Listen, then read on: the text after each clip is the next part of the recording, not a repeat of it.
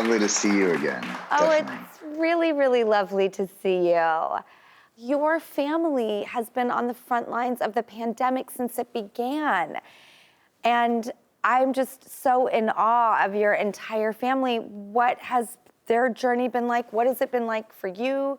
Yeah, first of all, I agree. And a huge thank you to Leah and Michael. You know, I so respect what those people are doing, partly because I've seen what my family, my sister is a COVID, she's called a PA, a physician's assistant. And she went and worked in a hospital in the very center of the beginning of the pandemic in New York City when things were pretty rough, to say the least. And then my father is an emergency room physician who now is doing COVID testing. He's doing COVID vaccinations.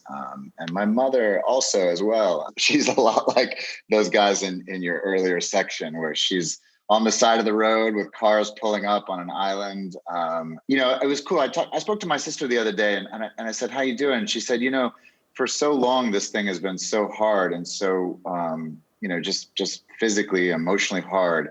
She said, but the last couple of weeks, I started to feel this big transition because she said things started to calm down in her work. And she felt the shift and she felt the hope that people are feeling because of the vaccination. And, you know, my family is adamant, all of them, that the vaccination is a way out, a place that, just a place and an idea even in your head that gives you some sense of freedom. And my father and mother both now can see their grandchildren because they've been vaccinated. So it's been a really beautiful thing to watch the work that they're doing.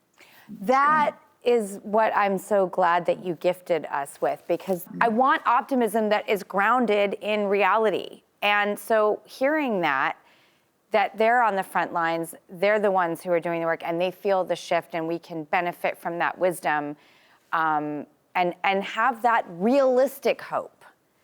Thank you. It's invaluable for you to share that with us. Thank you. Absolutely. I know that something film in your family home when you were younger and it had a light bulb go off. Will you tell me about that?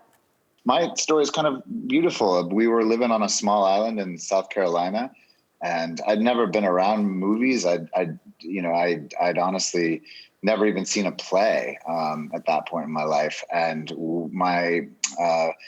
this little island, for some reason, this little Canadian film company got snowed out of where they were filming some scenes on a beach, and they needed a place that didn't have terrible weather in the middle of winter. And they came down and they rented the house that we were living in as a production office. And they filmed some scenes, like, you know, literally in front of the house in the sand dunes. And I was I think 8-9-year-old boy. And I snuck out and I literally covered myself in the weeds, you know, the weeds that are in the sand. And I watched the scene, like laying on the beach. I watched the scene between two teenage lovers. And I remember just being my heart was racing. I was scared of being caught. And it was magical at a level that I don't know if I've ever even felt anything making movies as much as I've sort of yearned for that first high, I guess. But I decided in that moment to be an actor. I love that story.